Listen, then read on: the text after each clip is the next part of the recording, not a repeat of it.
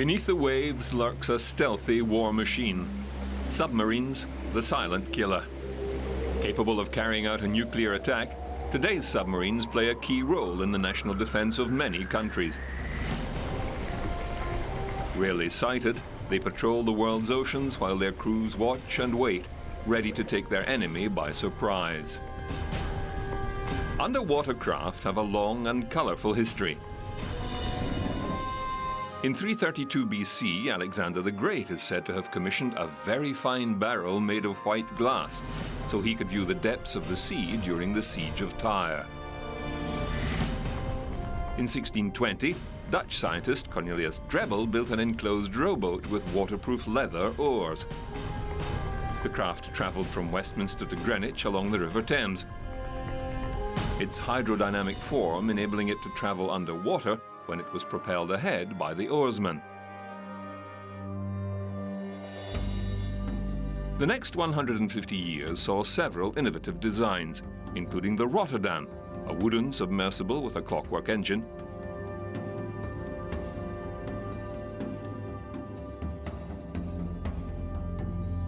and Giovanni Borelli's diving bell, in which the passenger would inhale oxygen via a breathing tube.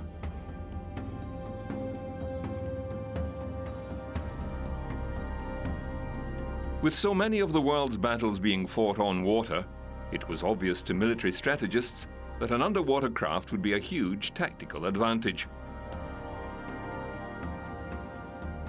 In 1776, American inventor David Bushnell designed and constructed the first military submarine.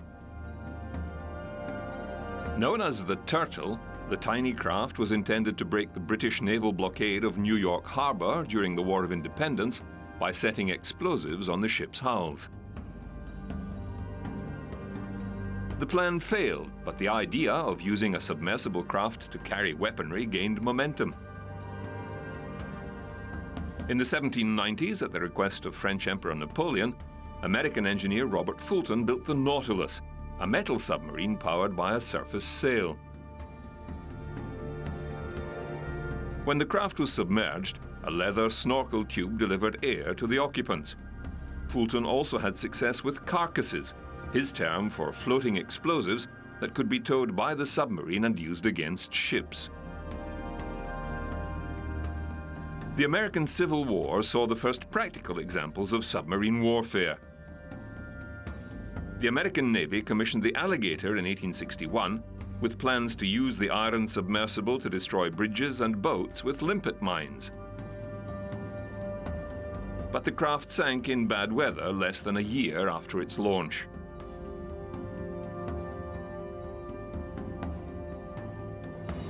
It was left to the Confederate submarine H.L. Hunley to make history by becoming the first submersible to successfully destroy a target. On February 17, 1864, the Hunley blew up the Housatonic, a sloop of war moored at the entrance of South Carolina Harbor with a torpedo, fatally damaging itself in the process. As the century wore on, inventors experimented with various power sources. John Holland's designs used an internal combustion engine for surface power and electric battery power underwater. In 1900, a Holland submarine became the first submersible purchased by the United States Navy. It carried 3 torpedoes ready to be fired from an 18-inch torpedo tube and a mortar for surface use.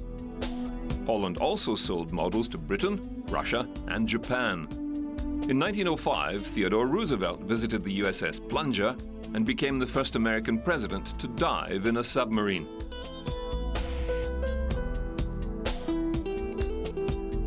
Roosevelt told a reporter, "I went down in it chiefly because I did not like to have the officers and enlisted men think I wanted them to try things I was reluctant to try myself. I believe a good deal can be done with these submarines, although there is always the danger of people getting carried away with the idea and thinking that they can be of more use than they possibly could be." The Plunger was a 107-ton Holland-type submarine that served on experimental torpedo duties at Rhode Island and as a training craft for sailors learning the new skill of submarine warfare.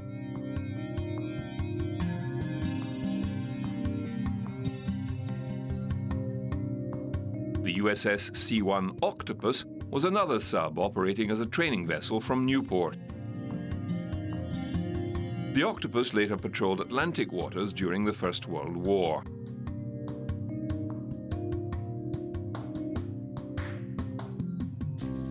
Another important submarine pioneer was American inventor Simon Lake. Inspired by Jules Verne's science fiction tales of submersible voyages, Lake patented more than 200 advances in naval design, including the Protector, the first submarine to have diving planes mounted forward of the conning tower and a flat keel.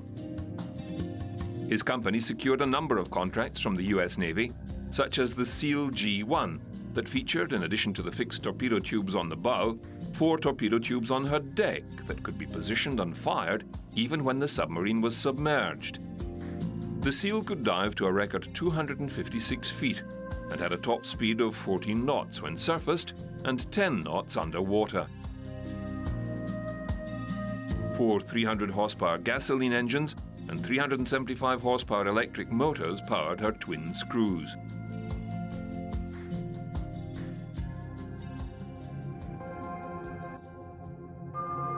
In Germany, the Friedrich Krupp Germania Werft shipbuilding company became a major manufacturer of submarines. The first Krupp submarines were based on French design. But in 1906, U-1, first submarine built for the German Imperial Navy, floated out of the shipyard.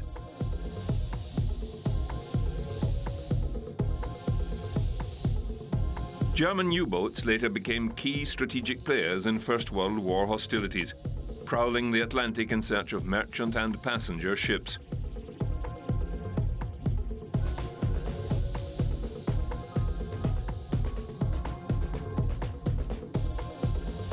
Their most notorious victim was the Lusitania, which was torpedoed by U-20 on the 7th of May, 1915. The luxury liner took just 18 minutes to sink under the Atlantic waves, taking more than 1,000 people with her.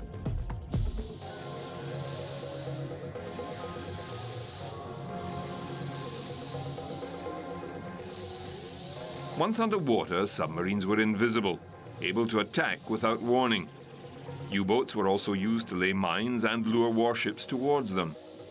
The German campaign successfully reduced the number of ships able to bring supplies from America, and Britain was forced to introduce rationing.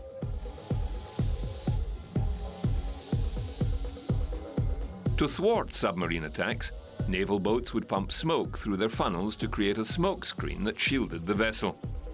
Submarines themselves were vulnerable to attack from aeroplanes, so they sometimes hoisted sails to look like a sailing boat from the air.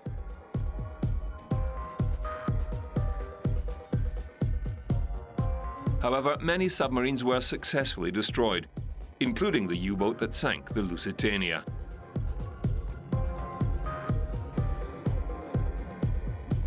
In 1917, HMS Prize, under the command of New Zealander William Saunders, successfully repelled an attack from German submarine U-93, which sank after being hit by a shell at close range. The sub's commander was rescued and the U-boat thought to have been lost. However, the second-in-command was able to regain control over the stricken sub and bring it safely back to Germany.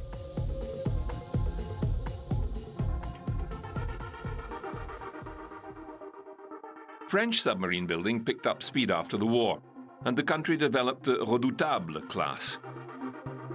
These vessels were designed for long patrols with a range of 14,000 nautical miles, traveling at 7 knots above water and 90 nautical miles submerged.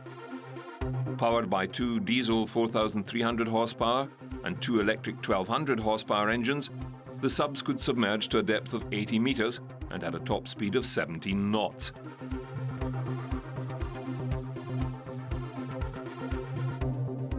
They were 92 meters in length and carried an array of armaments, including 11 torpedo tubes and 2 13.2mm machine guns.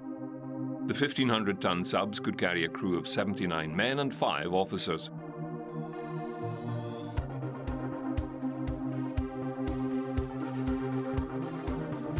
Submarines from this class included the Action, launched in 1929. This vessel was later pressed into service by the Vichy French administration and sunk by British destroyer HMS Westcott off the coast of Algeria during the Allied invasion of North Africa in 1942. There were no survivors. Type 1 of the Redoutable class were oceanic submarines, Type 2 were coastal, and Type 3 were mine layers. Many saw action in the Second World War, but only 4 survived the conflict. Further additions to the Redoutable class included twin subs Le Héros and Le Centaure, which were launched amid great fanfare in 1932.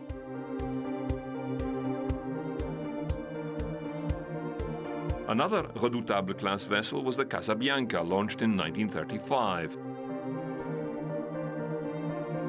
When France fell to the Germans in 1941, she was disarmed, but her captain hid fuel on board and secretly restored the weapons. In 1942, when the Germans invaded Toulon harbor, the Casabianca fled under heavy German fire and managed to escape to Algiers, where she joined the Allied fleet. She carried out missions for the Allied secret services and was dubbed the Phantom Submarine by frustrated German troops.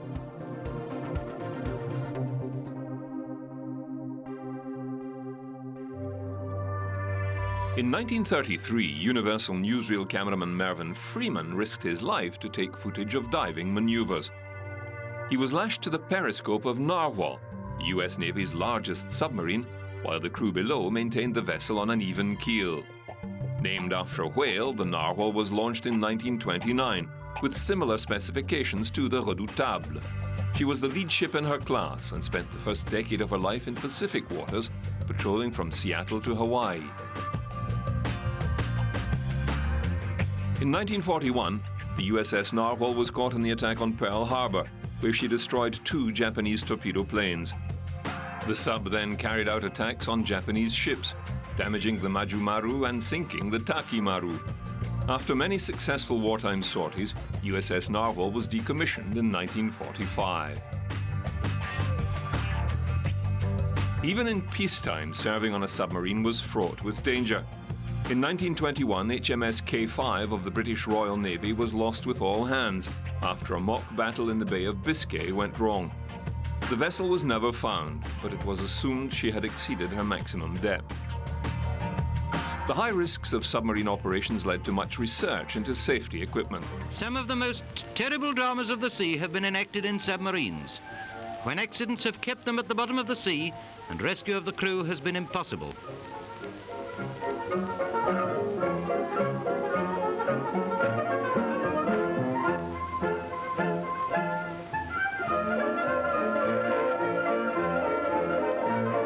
Various methods have now been adopted for safety of the crews, and this Italian device is perhaps one of the most important. One contraption tested in 1934 involved placing a man in a hermetically sealed cylinder, then shooting him up to the surface. The cylinder could then be returned to the depths to collect more sailors.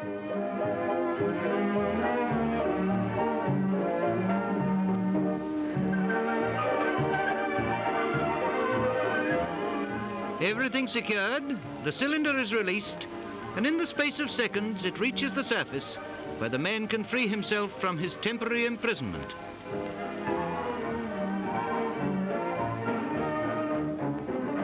However, with up to 80 men on board and little time to prepare, such an escape route was never going to be practical in everyday operations. The British Admiralty also worked hard on developing safety techniques.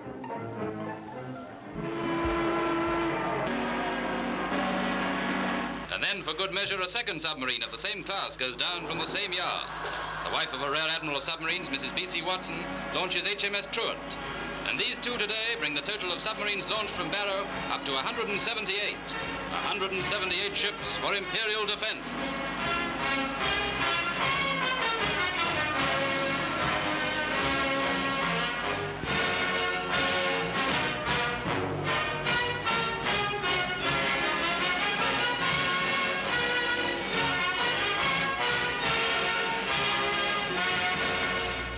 By the time World War II broke out, the Germans were the undisputed masters of the U-boat. Despite being smaller than their British and American counterparts, German submarines had huge successes, with the Type 7 alone sinking more ships than all the Allied subs put together during its forays into the Atlantic. Nazi submarines, now burnt on the conquered coast, set out to starve the British people into submission. And why did they pick Norway?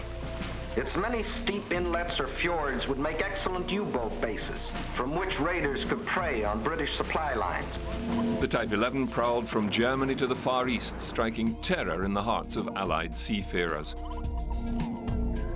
German submariners had a reputation for clean fighting and often went out of their way to rescue enemy combatants following a sinking. After the war, several U-boat commanders went on to have exemplary careers, serving in NATO as part of the West German Navy. This is a two-man submarine captured in the attack on the American fleet in Pearl Harbor. The concept of a mini-sub started with Italian development of a human torpedo in the 1930s, an explosive maneuvered by frogmen. Soon, the British, the Germans and the Japanese developed their own miniature submarines, including the Kohyoteki, a single-hull electric-powered craft that could reach a top speed of 19 knots underwater. Equipped with two 17.7-inch torpedoes, 50 Kohyoteki were commissioned and took part in raids on Pearl Harbor, Australia and Madagascar, as well as seeing action in the Pacific. The Otsugata Type B followed, the first of its kind powered by a diesel engine. The Germans developed the Neger, a submersible built around a G7E torpedo, equipped with a plexiglass cockpit. But the mini-sub was a death trap for its operator. Of the 200 delivered to the Navy, 120 were lost at sea.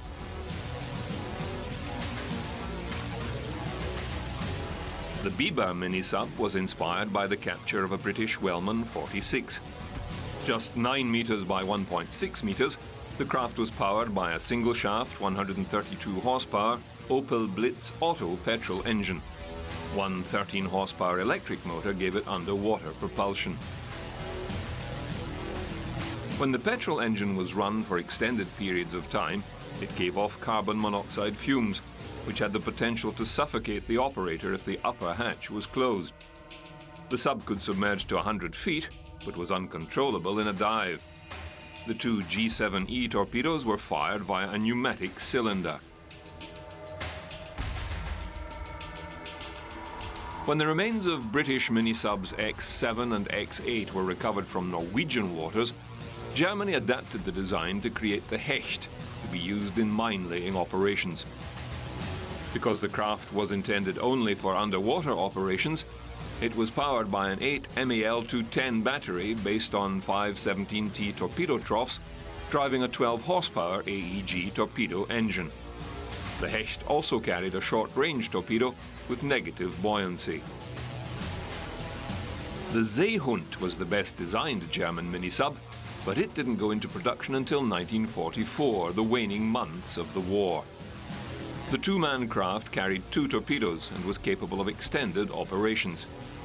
Their compact size of 11.9 meters in length, slow, steady speed, and almost noiseless operation made it almost impossible for Allied sonar or hydrophones to pinpoint the miniature sub. British Admiral Charles Little said of the Seehund, "Fortunately for us, these damn things arrived too late in the war to do any damage." Germany's U-boat success was largely due to the pioneering Wolfpack tactic, where up to 20 subs would converge on a single convoy. Masterminded by Karl Dönitz, the tactic saw the destruction of hundreds of ships from convoys such as SC-7.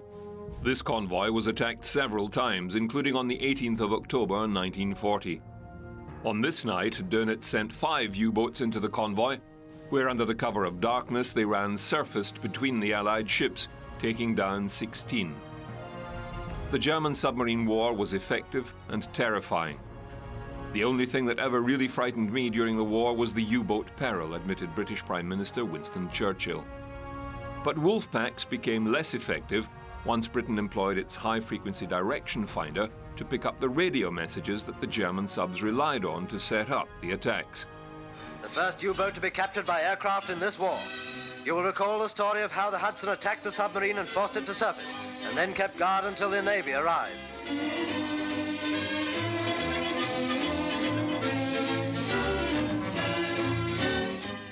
There seems to be a bit of an ancient mariner yarn going on by one of the reception committee. Shut up.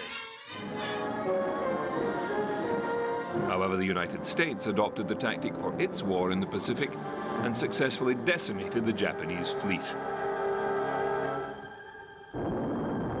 More than 2,000 times during World War II, torpedoes found their targets in enemy vessels as the submarine fleet of the United States Navy established a mark unequaled in the history of naval warfare.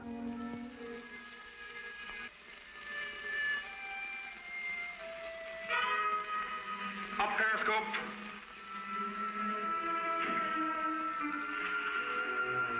Bearing, mark 329.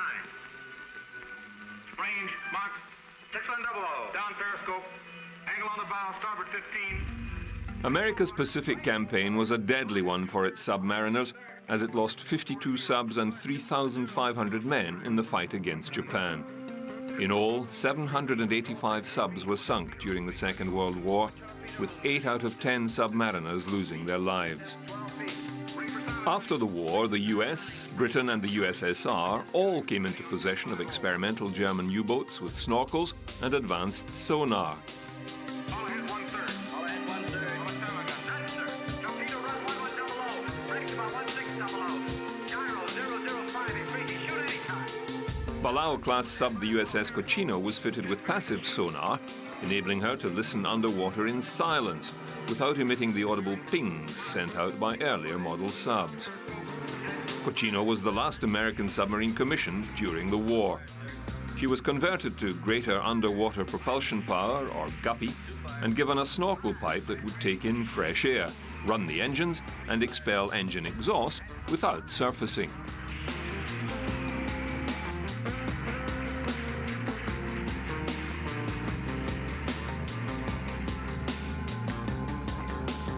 These modifications made her perfect for a secret Cold War assignment. In 1949, Cochino was sent to spy on the Soviet Northern Fleet inside the Arctic Circle near Murmansk. Holes were drilled in her pressure hull for cable to connect sensitive eavesdropping equipment. Ears were fitted beside the sub's sail, prepared to capture radio signals that indicated Soviet missile tests. But the voyage ended in disaster. No signals were confirmed, and the sub ran into bad weather off the coast of Norway, contributing to an electrical fire and battery explosion. The crew was forced to evacuate to sister sub, the USS Tusk, and the Cochino sank to the bottom of the sea. 7 people were drowned during the rescue. The post-war nuclear age transformed submarine technology. Not only were submarines designed to carry and fire nuclear weapons, nuclear power was used to propel them huge distances at high speed. The first nuclear-powered submarine was the USS Nautilus.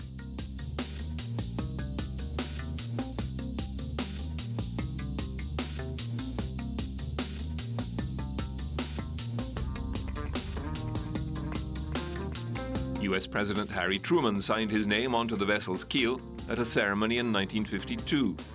And the submarine was constructed at the Electric Boat's shipyard in Connecticut.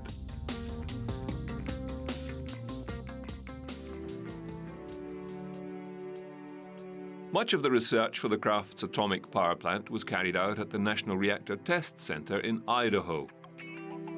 A full-size duplicate of the Nautilus engine was constructed and tested. On the 30th of September 1954, First Lady Mamie Eisenhower christened the hull of the newly commissioned Nautilus.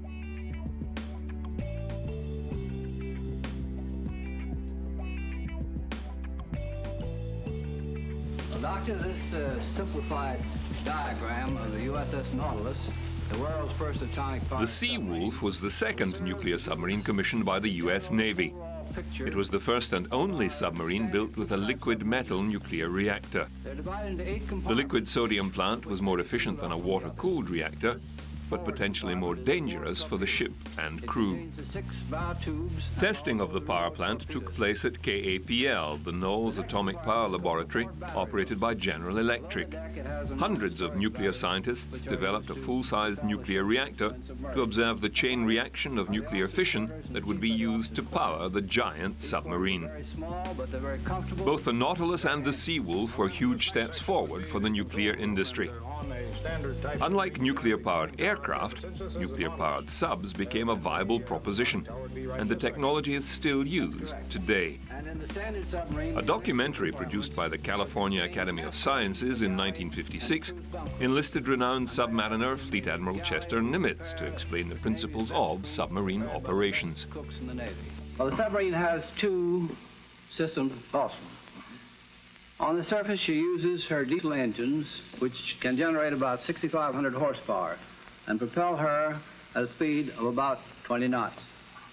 For surface propulsion, she has enormous storage batteries all along the keel here, which produce power for driving her submerged. Well, in other words, then, if you didn't have one of these snorkels and you wanted to go below the water, then you'd have to use the batteries for that sort of work. That's correct. The Admiral also demonstrated how periscopes operate. Right into the camera. You have a cutaway model there. Perhaps you could demonstrate how this periscope operates.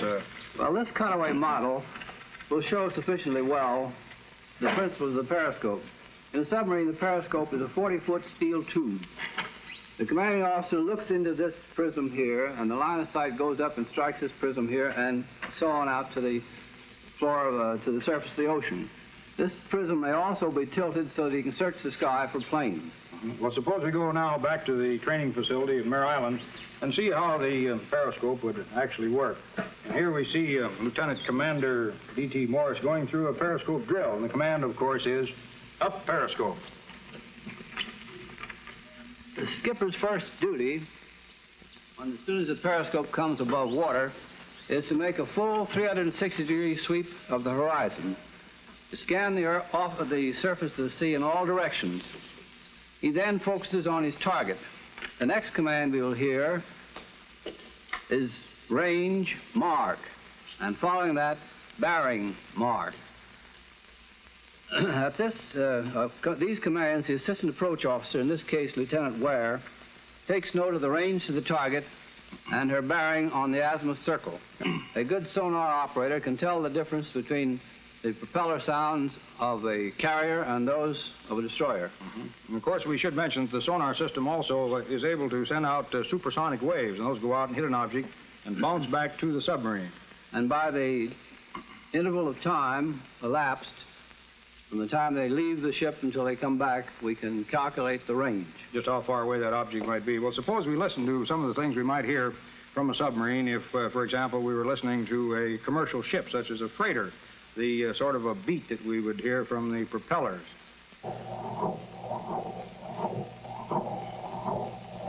Then followed by the beat of a faster ship, such as a destroyer.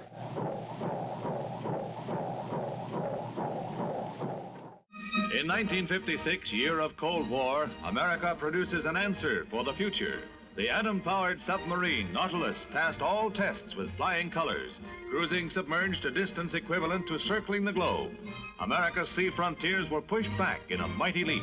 With increased range, guided missiles were added to the underseas arsenal, and the submarine became a more formidable weapon of counterattack on enemy coasts. The year had indeed seen a revolutionary step forward in naval warfare and the nation's defense. White House ceremonies break the news to the world of the epic feat of the atomic submarine Nautilus. President Eisenhower personally awards the Legion of Merit to her commander, W.R. Anderson, who skippered the 1,830-mile voyage. In 1958, with great fanfare, the Nautilus completed a record-breaking voyage from Pearl Harbor, under the Arctic Circle, and through to the Atlantic. Operation Sunshine was the first crossing of the North Pole by a ship. 6,000-mile shortcut from the Pacific to Europe. With the mighty Nautilus submerged for the 96-hour cruise, the voyage was a quiet one for the 116 crewmen and scientific observers. No emergencies, no encounters with fanciful sea monsters a la Jules Verne. But always there was a sense of adventure as the Nautilus logged a cruise that will rank with man's first strides into space in the annals of 20th century achievement.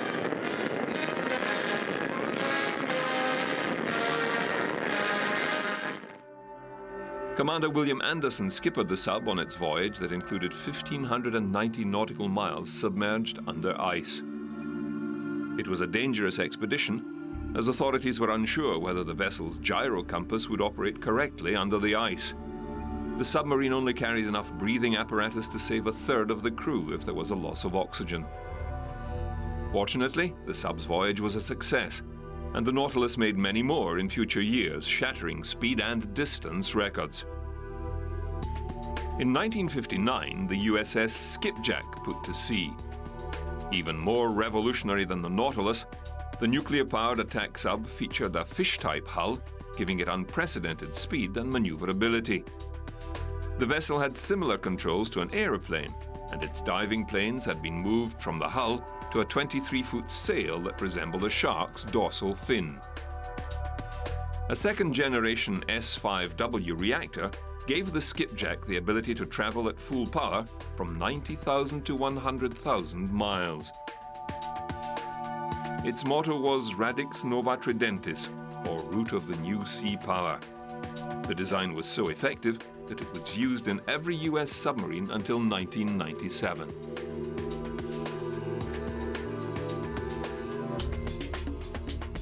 The first sea trials of the nuclear submarine Skipjack, an even more revolutionary craft than was the Nautilus, thanks to its fish-type hull, which gives the Skipjack sensational undersea speed and maneuverability, far greater than any U-boat before.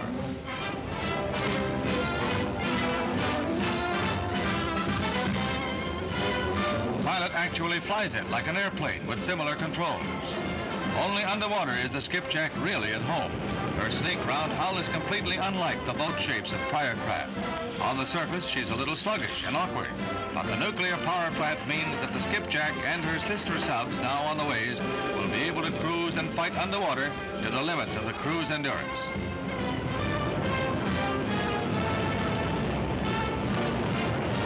Defense Department films show the debut of the true submarine of the future. The following year, the world's largest nuclear sub, the Triton, circumnavigated the world underwater, following the route taken by 16th century explorer Ferdinand Magellan. Operation Sandblast was a top-secret voyage of 84 days that took the monster sub across the globe under the command of Captain Edward L. Beach. The only unauthorized person to see the Triton on its record-breaking voyage was a young Filipino fisherman, Rafino Bering. He later said he thought he'd seen a sea monster. I was very frightened. I tried to get away as fast as I could. Triton surfaced off the coast of Delaware on May the 10th, 1960, to a rousing welcome, the skipper receiving a Legion of Merit from President Eisenhower. The voyage was intended to boost American prestige in the world and send a triumphant message to its enemies. 2 months later, a Polaris nuclear missile test from the USS George Washington served the same purpose. The test firings were the culmination of a program to combine the stealth and speed of a nuclear submarine with the power and range of an intermediate-range ballistic missile. The Polaris was a two-stage solid-fuel nuclear-armed ballistic missile about 20 feet in length, with a range of 1,000 nautical miles. On July the 20th, 30 miles off Cape Canaveral, the George Washington submerged 50 to 60 feet below the surface and fired the first nuclear missiles from a submarine. With submarines able to carry nuclear weapons to any ocean on the planet, the dynamics of the Cold War changed. The Navy's newest nuclear submarine, the Thresher, is launched at Portsmouth Naval Shipyard. The 278-foot craft is the first of a new class of attack subs designed to operate deeper and more silently than previous undersea craft. The Thresher will have a crew of 8 officers and 80 enlisted men. She gets a bow-first launching, the first in 40 years, with the christening done by Mrs. Frederick B. Warder, wife of the 8th Naval District Commandant. The Thresher's novel moving torpedo tubes mounted amidships necessitate the bow-first launching. They'll make the craft one of the most effective fighters in the Navy's undersea fleet. On the 9th of July 1960, the first Thresher-class submarine was launched at the Portsmouth Naval Shipyard. joining the growing ranks of U.S. nuclear-powered subs. The USS Thresher was a big step forward for naval technology. She carried the first computerized fire control system in a submarine and had an unparalleled sonar range. But despite her advanced design, the Thresher and all 129 crew were lost at sea off the Cape Cod coast on April 10, 1963, when the submarine failed to surface following deep-sea exercises. The last thing heard by sonar operators on the submarine rescue ship Skylark, which was shadowing the sub, was the sound of air rushing into an air tank. A massive underwater search located the remains of the Thresher on the seabed, about 8,400 feet below the surface. The Navy concluded that the failure of a piping joint in a seawater system in the engine room allowed a burst of water to short out electronics and cause an automatic shutdown of the nuclear reactor. Without nuclear power, the sub dropped to the ocean depths, where it was flattened by water pressure. According to one photographer who saw the wreckage, the Thresher looked as if it had literally been shredded, crushed by some giant unseen hand. Across the Atlantic, the British were forging ahead with their own atomic submarine program. The 7th HMS Dreadnought became the nation's first nuclear-powered submarine. It was joined by the Valiant in 1966, the first fully British nuclear fleet submarine. Interviewed at the Valiant's keel-laying ceremony in 1962, its captain said the crew was highly specialized. They're all volunteers and they've all been specially selected because the training for the submarine is a much higher standard, because everyone must know exactly what is happening and also know a great number of details about the power plant itself to ensure its absolute safety under all conditions. What sort of amenities will they have? Well, for instance, there are cinemas in each of the messes. We hope to carry a large stock of tape recordings for relaying, say, BBC-recorded programs, a large library, and we'll carry a number of games of various types that people can play in their messes. Proudly afloat for all to see at Barrow-in-Furness was Dreadnought, the Royal Navy's first nuclear-powered submarine built by Vickers Armstrong at a... HMS Dreadnought and Valiant were key weapons in Britain's Cold War nuclear deterrence strategy. The Dreadnought was modelled on the US submarine design for the USS Albacore. It included a distinctive whale-shaped casing and a fin-shaped conning tower to reduce drag. 113 men crewed the vessel, and great effort was taken to build comfortable quarters because of the amount of time the nuclear-powered submarine would be spending underwater. The Dreadnought spent nearly 20 years in service for the British Navy, including a secret mission during the Falklands War. In 1971, she travelled 1,500 miles under the polar ice cap to become the first British submarine to surface at the North Pole. In the years since nuclear submarines emerged on the scene, safety systems have been upgraded significantly. But as the tragedy of the Kursk demonstrated, the possibility of disaster remains ever present. On August the 12th, 2000, K-141 Kursk disappeared in the Barents Sea with 118 men on board. Later investigations showed that a number of the men survived the initial explosion that sank the craft into the mud at the bottom of the sea, and later died of suffocation. The Oscar II-class nuclear missile submarine was a showpiece of the Russian Navy and the largest attack submarine ever built. The Russians insisted they did not need international help and could rescue the occupants of the stricken sub by themselves. However, the rescue attempts ended in failure. Investigations determined that the most likely cause of the disaster was a leak of hydrogen peroxide in the forward torpedo room that caused a warhead to detonate, leading to a chain reaction of other explosions. 2 Dutch salvage companies were hired to retrieve the wreckage, a massive undertaking given that the submarine was resting 354 feet below the waves and weighed almost 24,000 tons underwater. The retrieval team used a giant cutting chain to sever the front section and lift the bow first. The rest of the submarine was retrieved later using heavy-duty lifting cables, which were anchored into the sub through holes drilled by divers and securely plugged.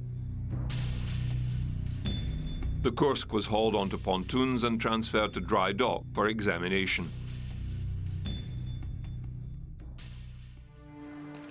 Relatives of the dead sailors felt the situation was handled badly by a top brass reeling from the scale of the catastrophe. On the 5th anniversary of the disaster, several attended a somber ceremony at the Kursk Memorial in Moscow.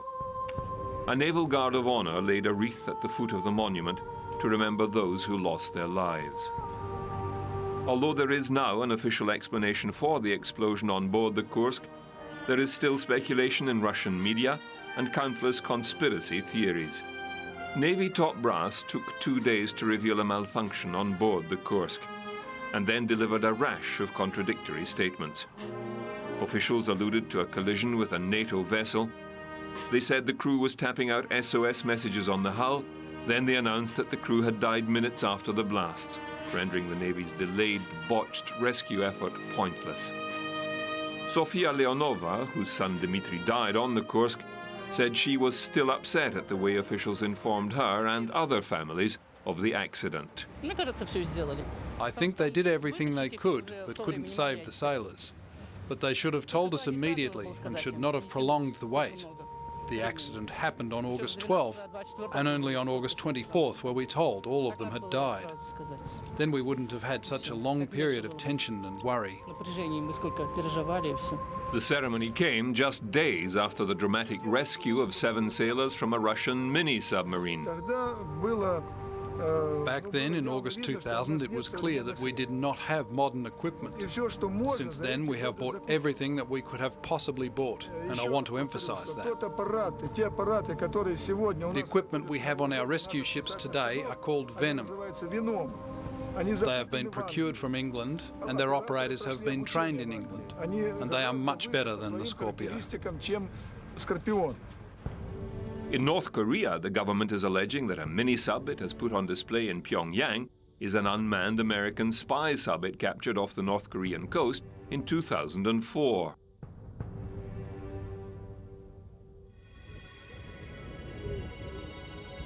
Large submarines are also still a key component of the US Strategic Defense Plan, but their focus has been overhauled in line with new priorities. During the Cold War, the USS Florida prowled the oceans, equipped with Trident nuclear missiles, ready to carry out an attack at a moment's notice. In 2006, the 18,000-ton sub was converted from a ballistic missile-capable submarine to a guided missile submarine, making her one of the US Navy's most advanced ships. One of the Ohio-class submarines, the Florida is now capable of launching up to 154 Tomahawk missiles. The vessel measures 560 feet and has a cruising speed of 20 knots. It's also equipped with 2 lockout chambers that can rapidly deploy a team of up to 66 sea, air, and land special forces. Navy SEALs can be secretly dispatched to volatile regions anywhere in the world. Inside, the submarine is a hub of activity, as its 135 crew go about their daily tasks. Dive! Dive! Despite the cramped conditions, everything runs smoothly. The submarine's captain, Bill Traub, has overall responsibility for the vessel. The ship is very special because it's got the latest technology. It's got an incredible ability to communicate even when the ship is submerged, much more so than other submarines. In the conversion process, the ship was converted to be a very good platform for special operations forces and for land strike with conventional missiles. Captain Traub says the Navy regularly collaborates with other countries to improve security in the wider region. One of the other things that we do here in the region is working with other nations, working with the U.S. Navy, and we add additional capacity. So as a submarine here in the region, and as this specific submarine, we're able to take away some of the burden from some of the other allied navies, take away some of the burden from other U.S. ships in providing security to the region. And again, this is the ship has got such a greater capacity that we can let some of those other ships take on some other missions that they're now fulfilling because we have the ability to fill that role. The Florida is currently deployed in the eastern Mediterranean. Missile tubes have been converted to allow Navy SEALs to exit and enter the sub. They may swim out in diving gear or onto specially designed mini-subs. Living conditions on board the Florida are certainly not spacious, but crew members still try to make it home-like. This is my three boys. This is my oldest, Troy, and this is Trevor. And then little baby Trent, which he's trying to stay in here, of course, with some help.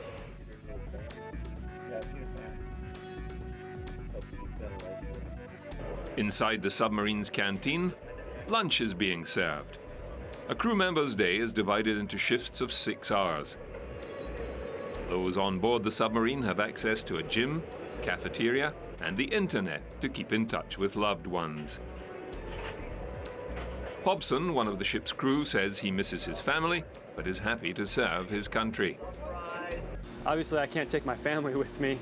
I'm married and I have 2 kids, so that is one of the things I do miss, is just being with my family and having that time. But when I'm out to sea, I'm serving my country, and so that's what I'm here to do. He adds that his rigorous training has prepared him to face most of the dangers he may encounter. There's lots of dangers to being on board a submarine, obviously, because we are under the water in an enclosed space. So there are threats of fires and that nature, but that's not a big deal because we are trained to combat those casualties. As lunchtime comes to an end, it's time for the crew members to head back to their posts and continue with their jobs. Everyone on board a submarine actually volunteers to do the job, and they go through a rigorous training and qualification process so that we can prove to our superiors and the government that we can do our job on board the USS Florida. Kirkpatrick says email helps him keep in touch with his family. For us keeping in touch with the outside world here on USS Florida, we have a couple of different avenues that we can take. We have email, which is wonderful on board USS Florida. When I first joined the Navy, we didn't have email, so that's wonderful. Also, as far as getting news and sports, we get what's called messages on board. As well as allowing submariners to keep track of what's happening on shore, new technologies are transforming submarine sonar systems. The Surveillance Towed Array Sensor System, SIRTAS, low-frequency active sonar, currently in use in the US Navy, sends extremely intense bursts of sound between 150 and 180 decibels at low frequencies into the water via a cable attached to an underwater speaker. But some experts are concerned that LFA sonar could be harmful to underwater mammals such as whales, which rely on their hearing and vocalizations for breeding, migrating, and feeding.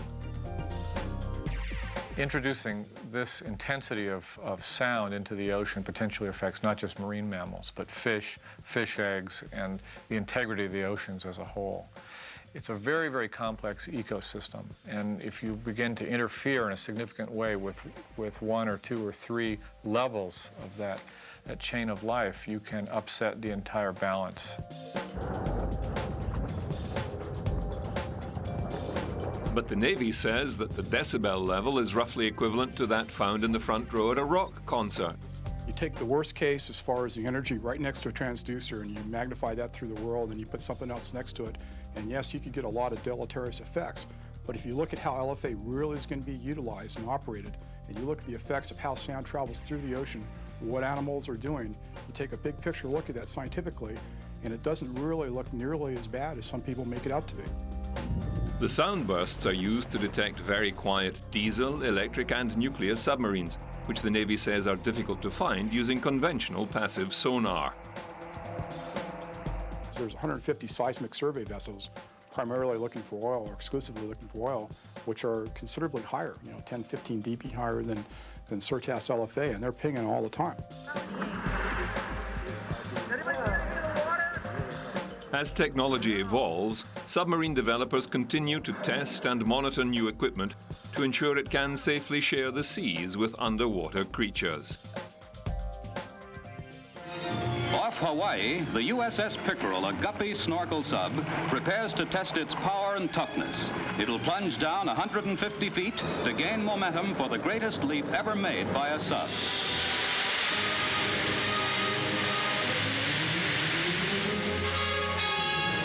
The 70 crewmen said they weren't hurt during the leap. They just held on tight. Submarines, stealthy, silent killers, and a symbol of man's ability to master the most extreme environments.